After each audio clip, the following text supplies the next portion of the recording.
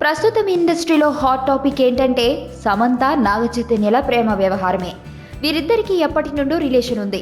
అయితే ఈ విషయం రీసెంట్గానే అందరికీ తెలిసింది. ఇద్దరూ చట్టాపట్టాలేసుకుని తిరుగుతూ మీడియాకు చాలాసార్లు చిక్కారు. చైతు తండ్రి నాగార్జునకు మాత్రం ఈ పెళ్లి ఇష్టం లేక వారి ప్రేమకు అడ్డంగా మారారు. చైతు మొండి పట్టు పట్టడంతో చేసేదేమీ లేక వారి పెళ్లికి అంగీకరించారు. వచ్చే నెలలోనే నిశ్చితార్థం చేసుకుని డిసెంబర్ నెలలో పెళ్లి అనుకుంటున్న ఈ సమయంలో సమంత ఓ ట్విస్ట్ ఇచ్చింది.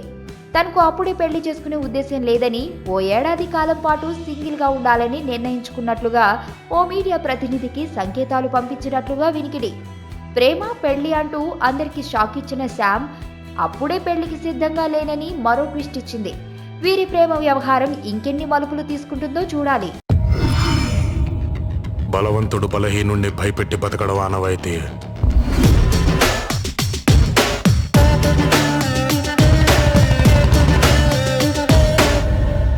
బట్ ఫర్ అ చేంజ్ ఆ బలహీనుడి పక్కన కూడా ఒక బలం ఉంది.